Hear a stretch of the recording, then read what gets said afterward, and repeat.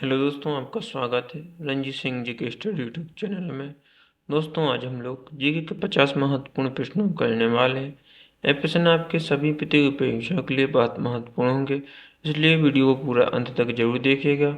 आपको कमेंट करके बताना है कि आपने 50 प्रश्नों में से कितने प्रश्नों का जवाब सही दिया था। चलिए शुरू करते हैं।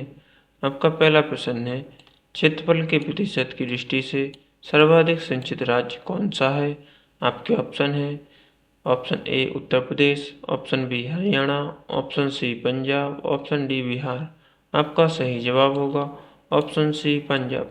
पंजाब राज्य क्षेत्रफल की दृष्टि से सर्वाधिक सिंचित राज्य है। आगे देखते हैं। कुल क्षेत्रफल के प्रतिशत की दृष्टि से पंजाब सर्वाधिक सिंचित राज्य है। आपका अगला प्रश्न होगा, हरियाली योजना किससे संबंधित है? आपके ऑप्शन है वनरोपण, जल प्रबंधन, ऑप्शन सी ऊर्जा संरक्षण, ऑप्शन डी मरुस्थल विकास से। आपका सही जवाब है ऑप्शन बी जल प्रबंधन से। हरियाली योजना जल प्रबंधन से है। आपका अगला प्रश्न, नंदा देवी जी मंडल किस राज्य में स्थित है? आपके ऑप्शन है Himachal Pradesh, Uttarakhand, option C Assam, option D Sikkim. आपका सही जवाब है उत्तराखंड। उत्तराखंड में नंदा देवी जी मंडल स्थित है। आपका आगे देखते हैं। आपका अगला प्रश्न है, एशियाई शेरों के लिए प्रसिद्ध गिर राष्ट्रीय उद्यान कहाँ स्थित है? आपके ऑप्शन है option A Maharashtra, option B Madhya Pradesh, option C Gujarat, option D Rajasthan. आपका सही जवाब होगा ऑप्शन सी गुजरात। गुजरात राज्य में एशियाई शेरों के लिए प्रसिद्ध गिर राष्ट्रीय उद्यान स्थित है। आपका सही जवाब है ऑप्शन सी। आपका अगला प्रश्न है, भारत का प्रथम राष्ट्रीय उद्यान कौन सा है? आपके ऑप्शन है ऑप्शन ए मानस राष्ट्रीय उद्यान, ऑप्शन बी कान्हा राष्ट्रीय उद्यान, ऑप्शन सी कॉर्बेट राष्ट्रीय उद्यान या ऑप्शन डी बांदीपुर राष्ट्रीय उद्यान। आपका सही जवाब है ऑप्शन सी कॉर्बेट राष्ट्रीय उद्यान भारत का प्रथम राष्ट्रीय उद्यान है। आपका अगला प्रश्न होगा, भारत का पहला राष्ट्रीय उद्यान कॉर्बेट राष्ट्रीय उद्यान है जो उत्तराखंड में स्थित है।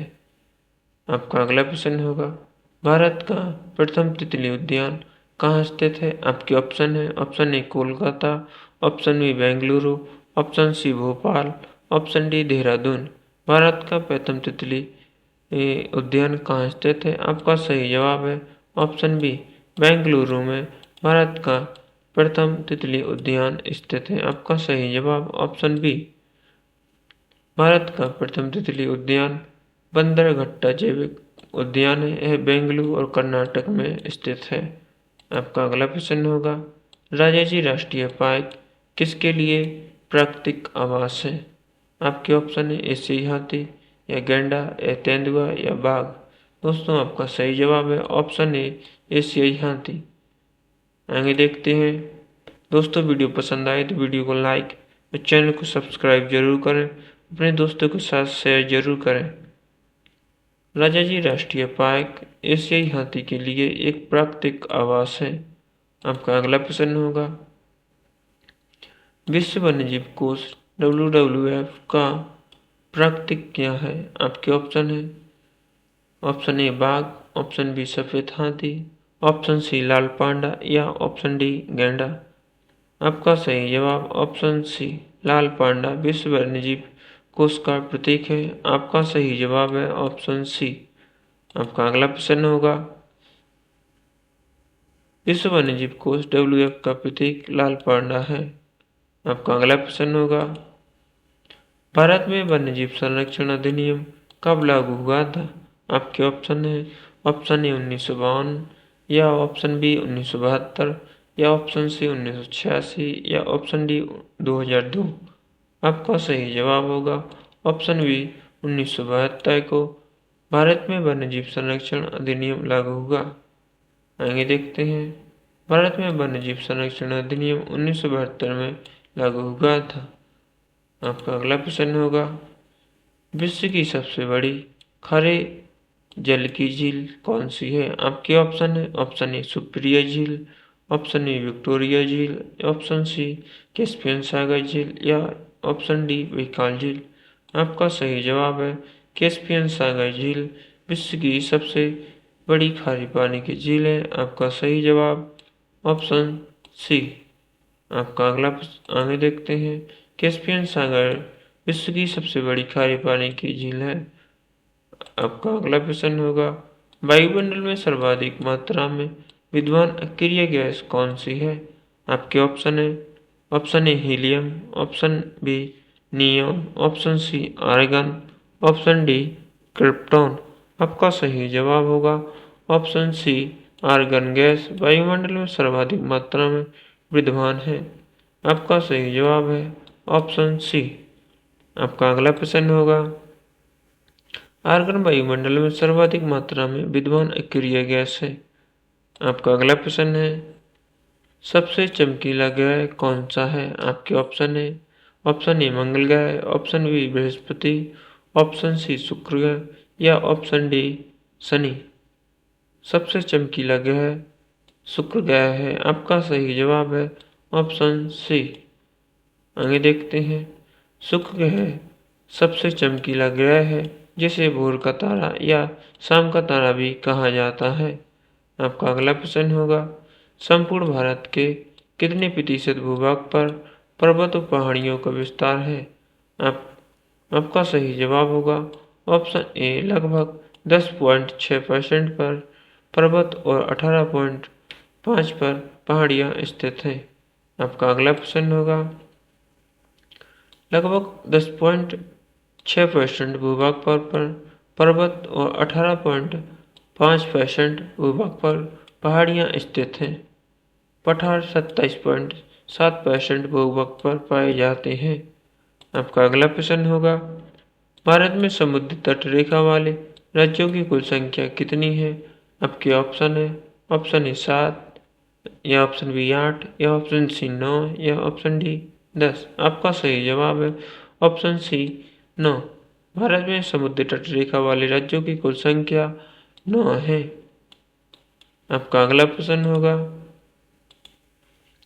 किस राज्य की समुद्र तट रेखा सबसे लंबी है? आपके ऑप्शन है option A Andhra Pradesh, option B Maharashtra, option C Gujarat या ऑप्शन डी तमिलनाडु। आपका सही जवाब है ऑप्शन सी गुजरात। समुद्र तट की रेखा सबसे लंबी गुजरात की है। आपका सही जवाब है ऑप्शन सी। आगे देखते हैं। आपका अगला प्रश्न है किस राज्य की तट रेखा सबसे छोटी है? आपके ऑप्शन है option A Kerala, option B Goa, option C Paschim Bangal या ऑप्शन डी उड़ीसा। आपका सही जवाब है ऑप्शन बी गोवा। गोवा राज्य की तट रेखा सबसे छोटी है। आपका सही जवाब है ऑप्शन बी। आपको आगे देखते हैं। आपका अगला प्रश्न होगा भारत के पूर्वी समुद्र तट को किस नाम से जाना जाता है?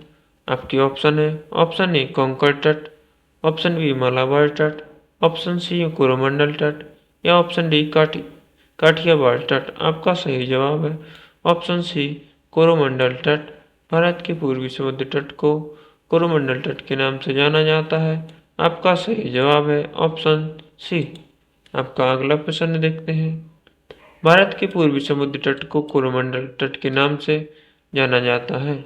आपका अगला प्रश्न होगा सबसे अधिक राज्यों की सीमाओं को स्पर्श करता है। आपके ऑप्शन है option A Madhya Pradesh, option B Maharashtra, option C Uttar Pradesh, option D Assam. आपका सही जवाब है ऑप्शन सी उत्तर प्रदेश राज्य भारत का वह राज्य जो सबसे अधिक राज्यों की सीमा को स्पर्श करता है। आपका सही जवाब है ऑप्शन सी। आगे देखते हैं। आपका अगला प्रश्न है स्वतंत्रता से पहले कौन सा भारतीय क्षेत्र काला पानी के नाम से जाना जाता है? आपके ऑप्शन है option A Lakshadweep, option B Andaman Nicobar द्वीप समूह, option C Goa, option D Puducherry. आपका सही जवाब है ऑप्शन बी अंडमान निकोबार द्वीप समूह। स्वतंत्रता से पहले अंडमान निकोबार द्वीप समूह क्षेत्र काला पानी के नाम से जाना जाता था। आपका सही जवाब है ऑप्शन बी। आपका अगला प्रश्न होगा,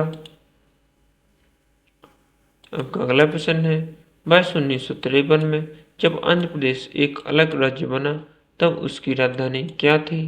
दोस्तों आपके ऑप्शन है हैदराबाद, कुर्नूल या अमरावती या विजयवाड़ा। आपका सही जवाब है ऑप्शन बी कुर्नूल। वर्ष 1953 में जब आंध्र प्रदेश एक अलग राज्य बना तब उसकी राजधानी कुर्नूल थी। आपका सही जवाब है ऑप्शन बी। अब आगे देखते हैं, 1953 में जब आंध्र प्रदेश का गठन हुआ था तो उसकी राजधानी कुर्नूल थी। आगे देखते हैं, किस महाद्वीप को पठारी महाद्वीप कहा जाता है? आपके ऑप्शन है एशिया या ऑस्ट्रेलिया या अफ्रीका या यूरोप। आपका सही जवाब है ऑप्शन सी अफ्रीका महाद्वीप को पठारी महाद्वीप के नाम से जाना जाता है। आपका सही जवाब ऑप्शन सी। आपका अगला प्रश्न है, एशिया महाद्वीप का सर्वोच्च पर्वत शिखर कौन सा है? आपके ऑप्शन है Kanchenjunga, Mount Kilimanjaro, Mount Everest या माउंट मैककिनी। आपका सही जवाब है option C Mount Everest. Asia महाद्वीप का सर्वोच्च पर्वत शिखर माउंट एवरेस्ट है। आपका सही जवाब है ऑप्शन सी। आपका अगला प्रश्न देखते हैं, तेलंगाना की राजधानी क्या है? आपके ऑप्शन है अमरावती, विशाखापट्टनम, हैदराबाद या वारंगल। तेलंगाना की राजधानी क्या है? इसका सही जवाब है ऑप्शन सी हैदराबाद। 29वें राज्य 2 जून 2014 को गठित तेलंगाना की राजधानी हैदराबाद है। आपका अगला प्रश्न होगा, भारत का सबसे छोटा केंद्र शासित प्रदेश कौन सा है? आपके ऑप्शन है दमन और दीव, चंडीगढ़, लक्षद्वीप या पुडुचेरी।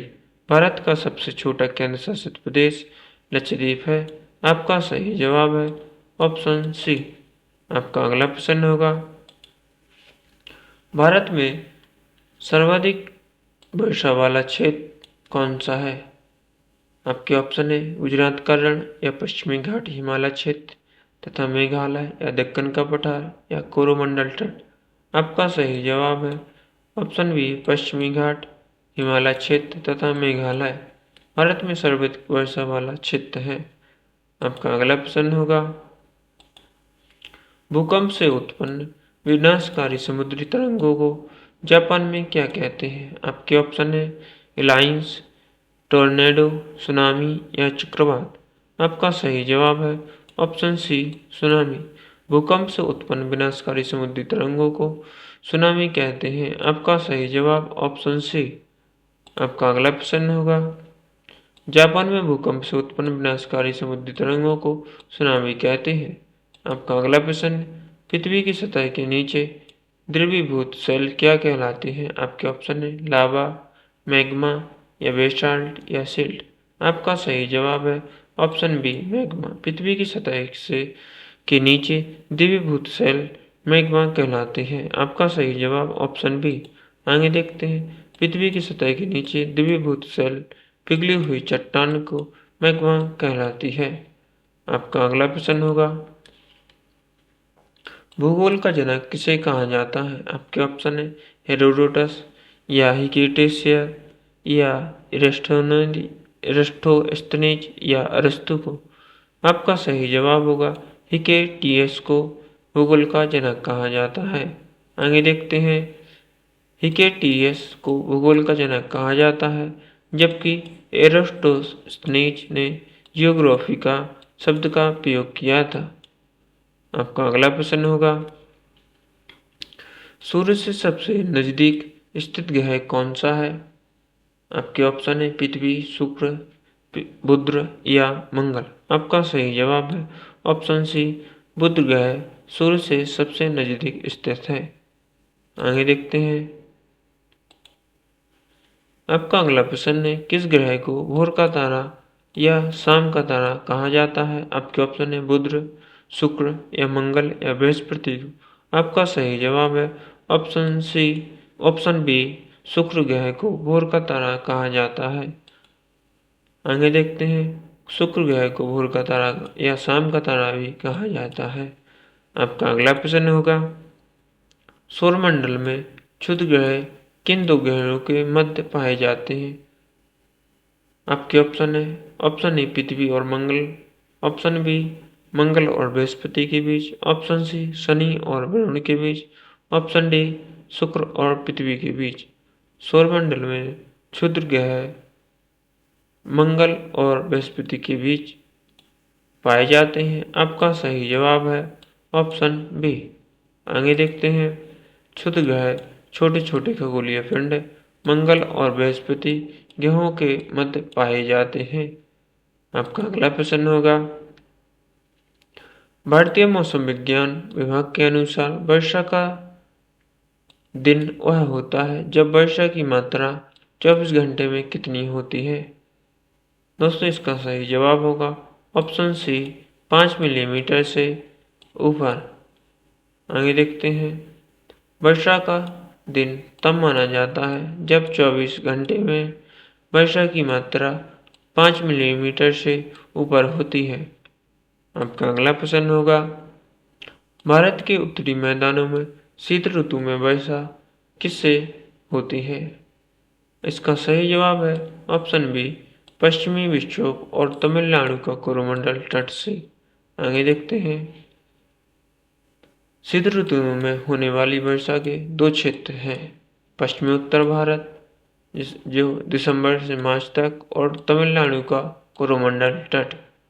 आपका अगला प्रश्न होगा, वायु में अपेक्षित आर्द्रता का मापन हेतु कौन सा उपकरण प्रयोग होता है? आपके ऑप्शन है बैरोमीटर, हाइड्रोमीटर या ऑप्शन सी सिस्मोग्राफ या ऑप्शन डी हाइड्रोग्राफ।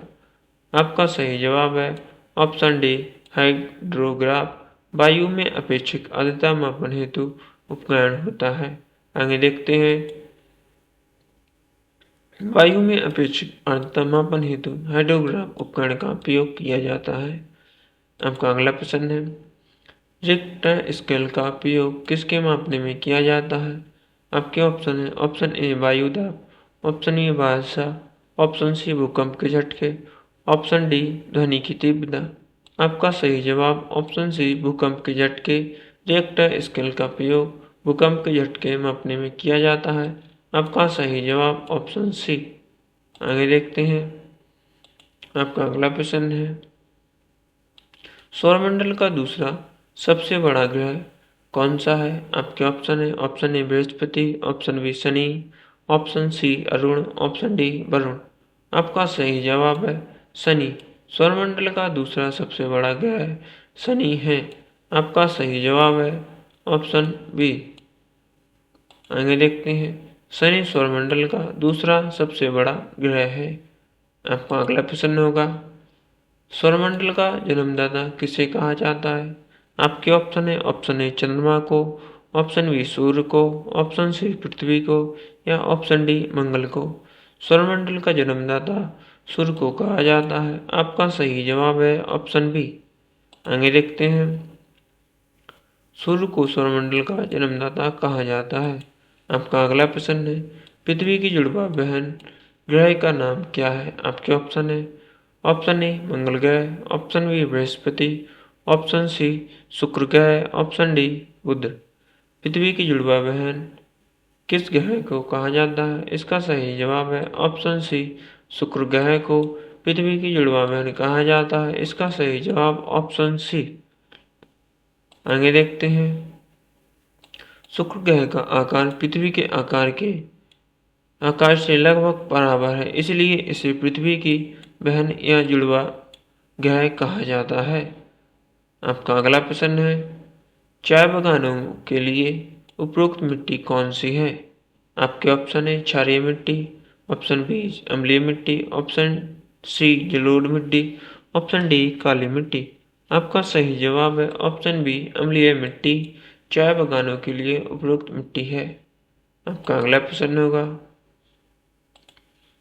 मृदा अपरदन को रोका जा सकता है। आपके ऑप्शन है वनरोपण करके, अत्यधिक सिंचाई करके, पशु चारण बढ़ाकर, खनन द्वारा। मृदा अपरदन को रोका जा सकता है आपका सही जवाब ऑप्शन ए, वन रोपण करके मृदा अपरदन को रोका जा सकता है। इसका सही जवाब ऑप्शन ए। आपका अगला प्रश्न होगा, अगला प्रश्न है, कत्ता बनाने हेतु किस पेड़ की लकड़ी का उपयोग किया जाता है? आपके ऑप्शन है, ऑप्शन ए सागौन, ऑप्शन बी शीशम, ऑप्शन सी खैर, ऑप्शन डी चंदन। आपका सही जवाब है ऑप्शन सी खैर। कत्ता बनाने के लिए खैर पेड़ का उपयोग किया जाता है। आपका सही जवाब ऑप्शन सी। आगे देखते हैं, आपका अगला प्रश्न है, भारत के सर्वाधिक क्षेत्र में किस प्रकार के वन पाए जाते हैं? आपके ऑप्शन है, सदाना हरित वन, मैंग्रोव वन, उष्णकटिबंधीय आर्द्रपर्णपाती वन या पतझड़ वन। आपका सही जवाब होगा ऑप्शन सी, उष्णकटिबंधीय आर्द्रपर्णपाती वन भारत के सर्वाधिक क्षेत्र में पाए जाते हैं। आपका अगला प्रश्न होगा, दुलहस्ती हाइड्रो पावर स्टेशन किस नदी पर स्थित है? आपके ऑप्शन है, ऑप्शन ए सतलज नदी, ऑप्शन बी ब्यास नदी, ऑप्शन सी चिनाब नदी, ऑप्शन डी रावी नदी। आपका सही जवाब है ऑप्शन सी, चिनाब नदी पर दुलहस्ती हाइड्रो पावर स्टेशन स्थित है। आपका सही जवाब है ऑप्शन सी। दोस्तों, वीडियो पसंद आई तो वीडियो को लाइक और चैनल को सब्सक्राइब जरूर करें, जिससे आपको डेली ही ऐसे इम्पोर्टेंट वीडियो देखने को मिलते रहेंगे। आगे देखते हैं, आपका अगला प्रश्न है, गोविंद बल्लभ पंत सागर जलाशय कहाँ स्थित है? आपके ऑप्शन है, option A Uttarakhand, option B Madhya Pradesh, option C Uttar Pradesh, option D Bihar. आपका सही जवाब है ऑप्शन सी उत्तर प्रदेश। गोविंद बल्लभ पंत सागर जलाशय उत्तर प्रदेश में स्थित है। आपका सही जवाब है ऑप्शन सी। आपका अगला प्रश्न है, हिमालय की उत्पत्ति किस भूसन्निधि से हुई है? आपके ऑप्शन है, option A Gondwana, option B Tethys, option C Laurentia या ऑप्शन डी अंगारा लैंड से। आपका सही जवाब है ऑप्शन बी तैतिस से। आगे देखते हैं, हिमालय की उत्पत्ति तैतिस भूसन्निधि से हुई है। आपका अगला प्रश्न होगा, विश्व की सबसे लंबी पर्वतमाला कौन सी है? आपके ऑप्शन है, option A Himalaya, option B Rocky, option C Andes या ऑप्शन डी यूराल। विश्व की सबसे लंबी पर्वतमाला एंडीज है। आपका सही जवाब है ऑप्शन सी। आपका अगला प्रश्न होगा, जॉर्डन और इजराइल के मध्य कौन सा सागर है? आपके ऑप्शन है, ऑप्शन ए लाल सागर, ऑप्शन बी कैस्पियन सागर, ऑप्शन सी मृत सागर, ऑप्शन डी भूमध्य सागर। जॉर्डन और इजराइल के मध्य मृत सागर स्थित है। आपका सही जवाब है ऑप्शन सी। आपका अगला प्रश्न होगा, सार्गेसु सागर किस महासागर में स्थित है? आपके ऑप्शन है, हिंद महासागर, प्रशांत महासागर, आर्कटिक महासागर, अटलांटिक महासागर। आपका सही जवाब है ऑप्शन डी, अटलांटिक महासागर सार्गेसु सागर महासागर में स्थित है। आपका सही जवाब है ऑप्शन डी। आपका अगला प्रश्न होगा, आपका अगला प्रश्न है, चीन का शोक किस नदी को कहा जाता है? आपके ऑप्शन है, यांगत्से नदी को या मेकंग नदी या हांगहो नदी को या ब्रह्मपुत्र नदी को। आपका सही जवाब है हांगहो नदी को चीन का शोक कहा जाता है। आपका सही जवाब ऑप्शन सी। हांगहो नदी के लिए चीन का शोक शब्द का प्रयोग किया जाता है। आपका अगला प्रश्न होगा, ब्लैक होल सिद्धांत किसके द्वारा दिया जाता है? आपके ऑप्शन है, अल्बर्ट आइंस्टीन, स्टीफन हॉकिंग या सुब्रमण्यम चंद्रशेखर या न्यूटन द्वारा। इसका सही जवाब है ऑप्शन सी, सुब्रमण्यम चंद्रशेखर द्वारा ब्लैक होल सिद्धांत दिया गया था। दोस्तों, वीडियो पसंद आया हो तो वीडियो को लाइक और चैनल को सब्सक्राइब जरूर करें, अपने दोस्तों के साथ शेयर जरूर करें। सुब्रमण्यम चंद्रशेखर ने ब्लैक होल नामक गणितीय सिद्धांत की खोज की थी, जबकि अल्बर्ट आइंस्टीन ने 1916 में इसके अस्तित्व की भविष्यवाणी की थी। वीडियो देखने के लिए धन्यवाद। चैनल को अवश्य सब्सक्राइब करें जिससे आपको डेली ही ऐसे इम्पोर्टेंट वीडियो देखने को मिलते रहेंगे। धन्यवाद।